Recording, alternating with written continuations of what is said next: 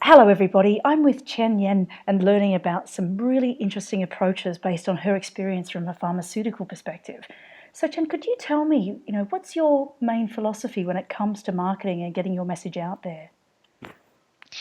Well, one of the things is that many acupuncturists are actually introverts, and 30 to 50% of acupuncture, 30 to 50% of the population are introverts.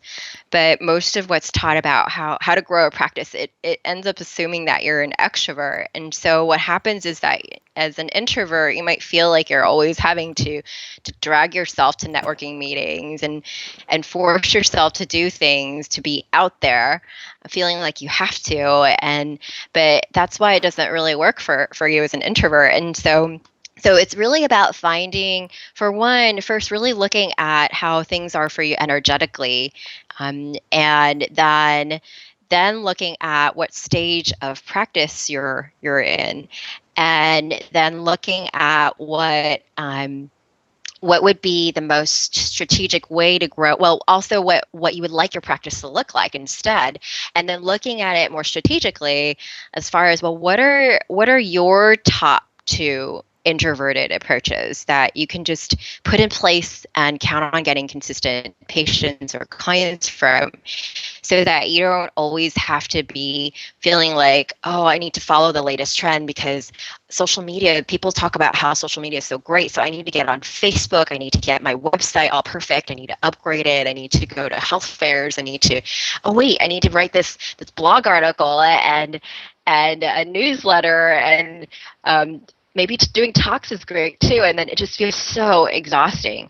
And so rather than feeling like you always have to work against your how you are with, as far as your natural tendencies, to actually instead be able to be in that flow energetically of how you just more naturally are, because and they're actually, see, we usually have qualities of both as an introvert and an extrovert, but and it's not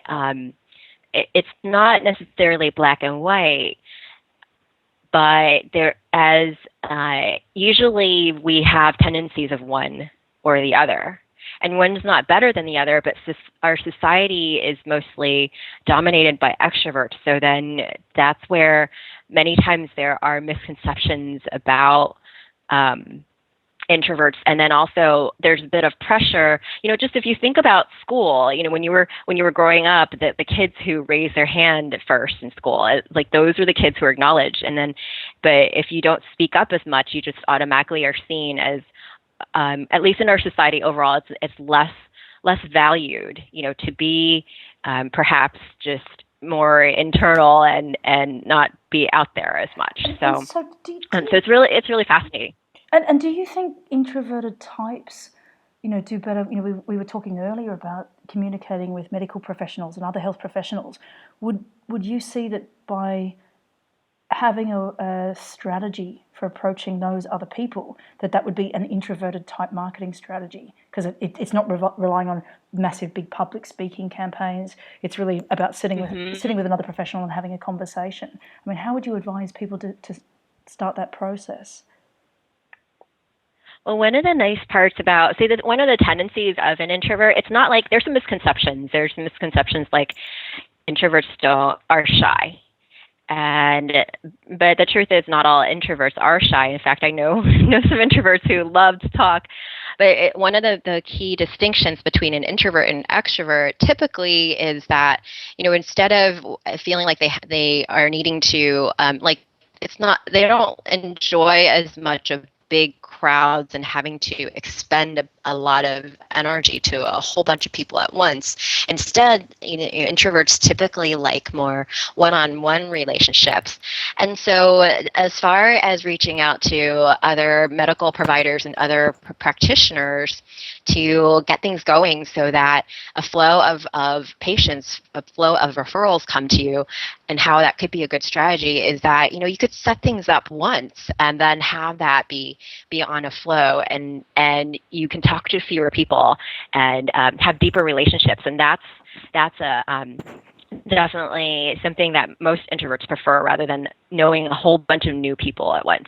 So what are the steps to getting started? So the first step is really looking at who are the kind of providers to be reaching out to, because one of the biggest concerns that I hear from acupuncturists who are considering reaching out to other providers is, well, I don't know if medical doctors would want to talk to me about this. They just don't get it, and or maybe I end up helping a patient and in a short amount of time, and the other provider a patient was seeing wasn't able to get this person well. So maybe I don't really want to it's hard to find a doctor who would actually want to listen to me or talk to me, right? So the first step, but the truth is, people there are going to be some MDs who just don't get it, who don't believe in it, don't get it, and they don't want to get it. But then there are ones who do.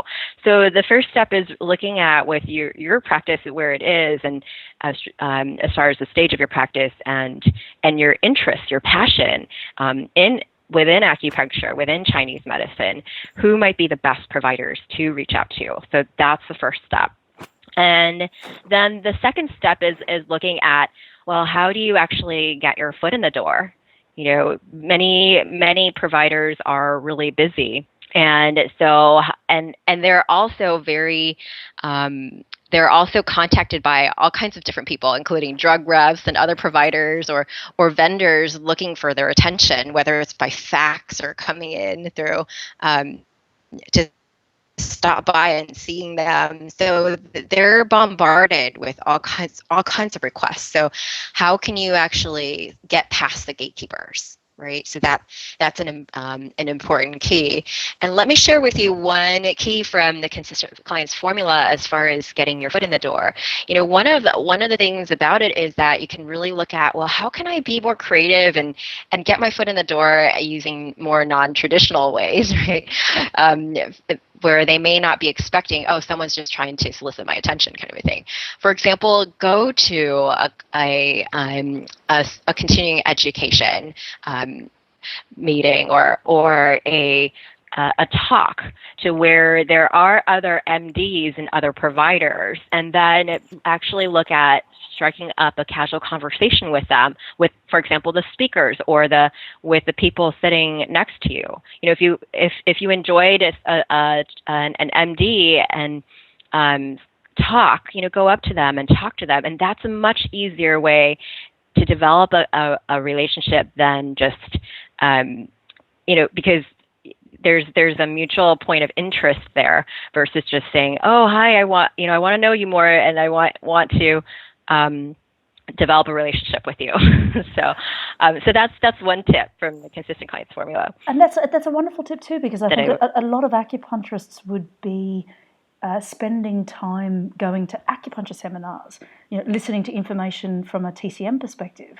So it's really interesting that what you're saying is find the area that you're interested in, and then go to the talks that, say it's pregnancy care, go to the talks that the obstetricians are going to. If it's musculoskeletal, then you go to a talk about pain, where you might be talking to GPs about pain prescribing. It's really fascinating to really, what you're saying is just immerse yourself in their world, perhaps learn their language and meet them personally to form those sorts of relationships. I'm really curious, to learn something. One of the things where we've been talking a lot about at Acupuncture Professional recently is the idea of language. And one of the limitations of Chinese medicine is it comes with its whole lexicon, or a whole vocabulary which is associated with its diagnostic process, with its treatment process, and with its philosophical framework. And the downside of that is it is so. Well, I believe it's so limiting when it comes to having conversations with other health professionals. So, what would be your advice around how to perhaps translate, or what's the best steps in terms of looking at bridging that language gap?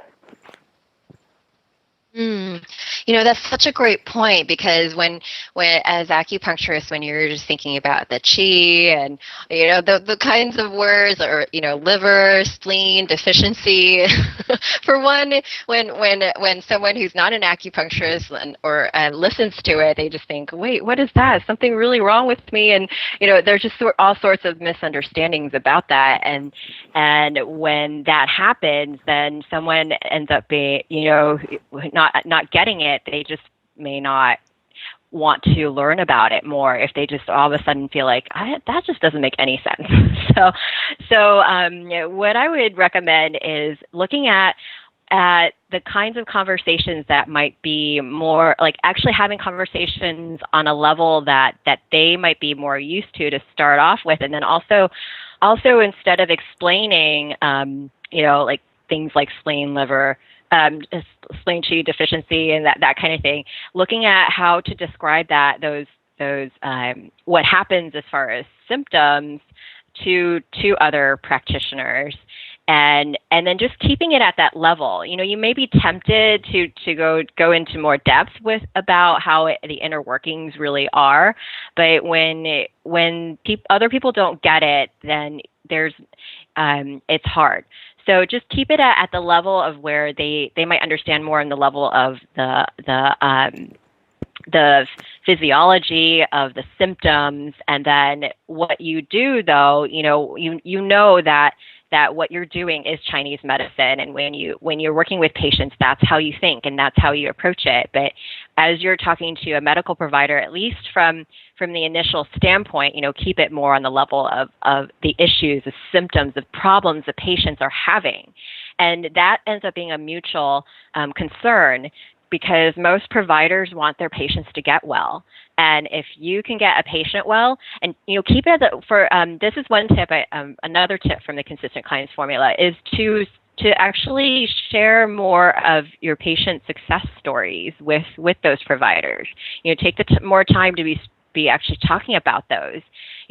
For example, you could talk about a patient of yours who is not getting good results with traditional care. The labs were showing this, and they were on these medications, and then after they came to see you, this is what happened, and over this time frame, and they were feeling better. They were able to do all these things. So share stories like that would get them curious. And then it would be, if they have more questions about that, then it would be looking at, are there some studies that could also back that up? Because in the traditional medical model, they're so used to everything has to have a study. It's black and white is typically that approach, that philosophy.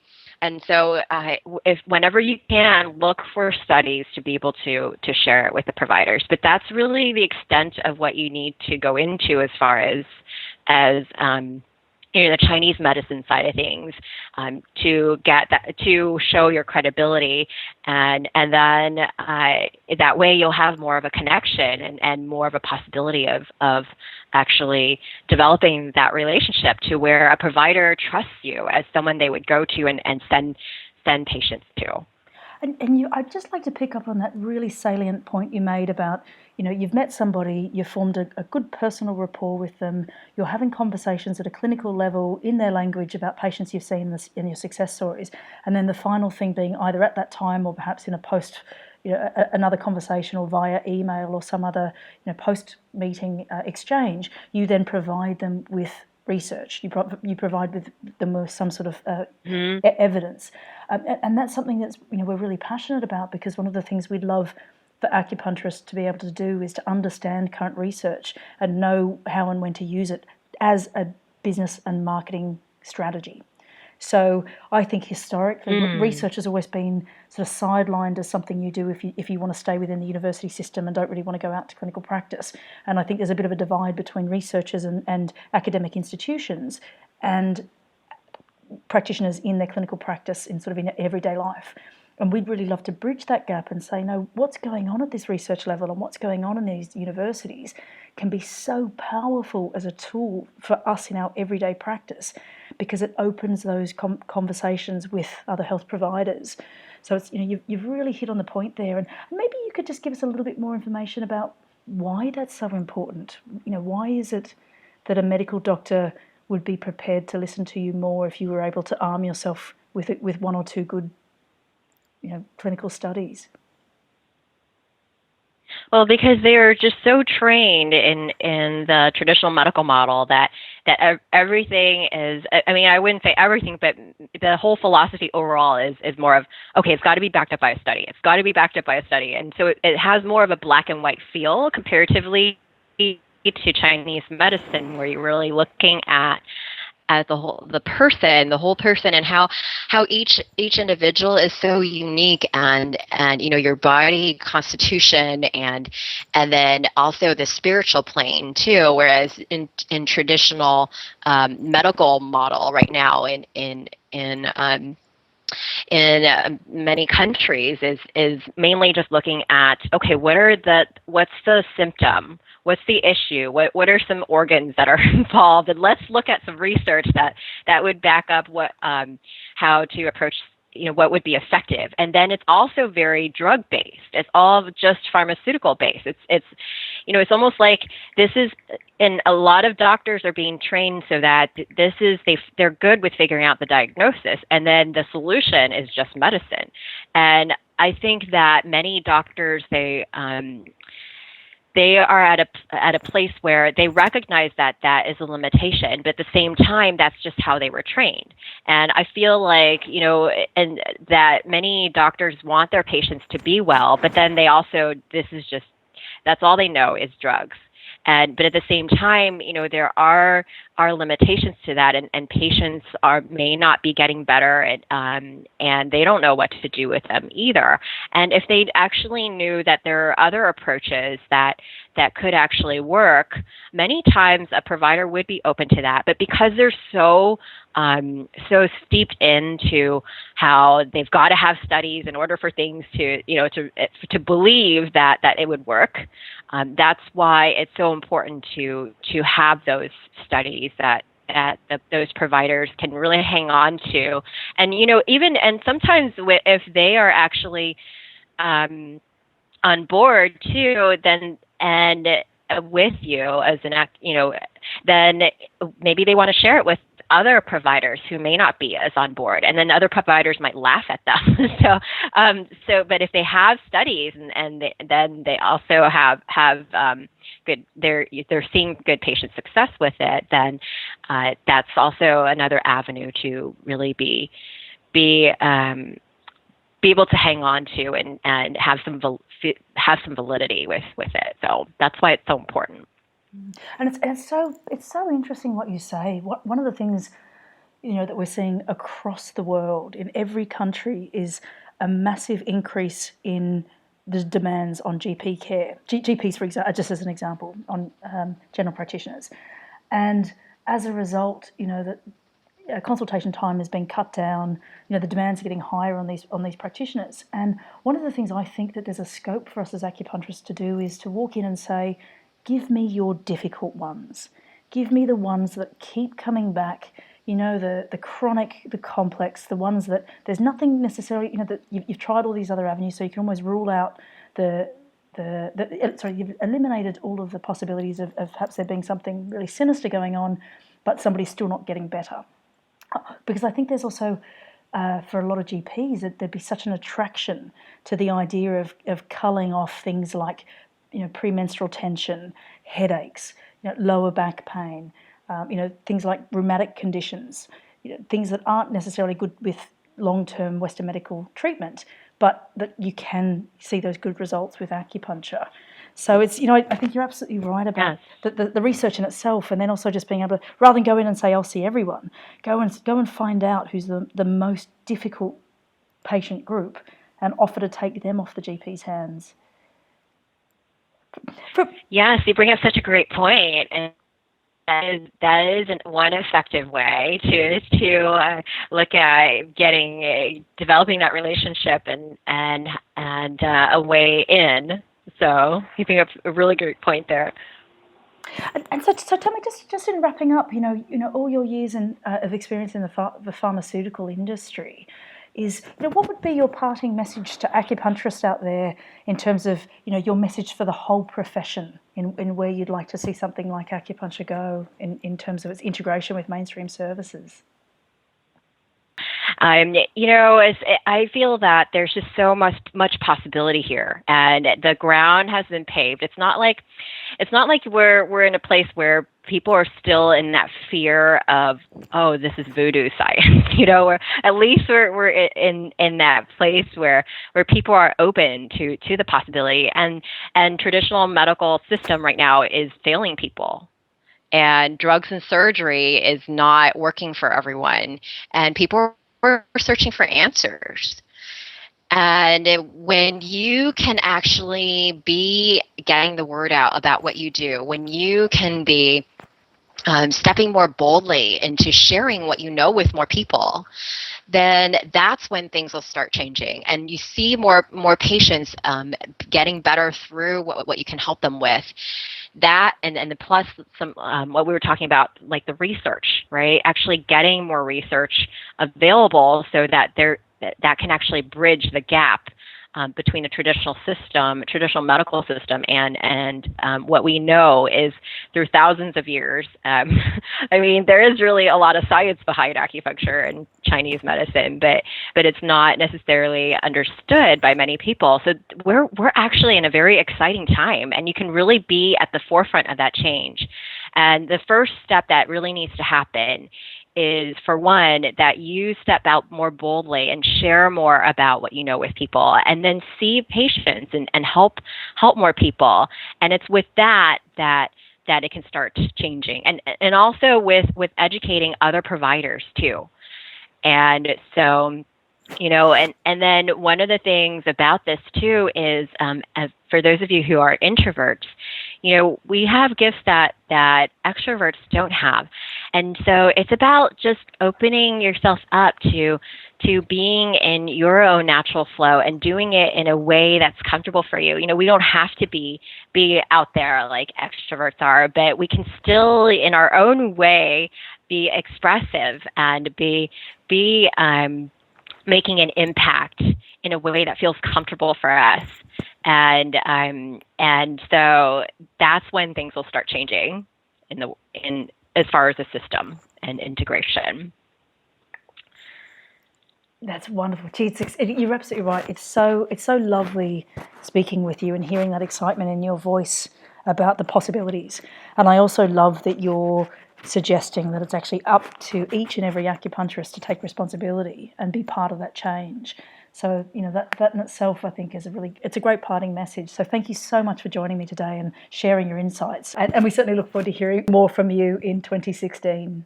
Absolutely. All the best. Bye-bye. Bye.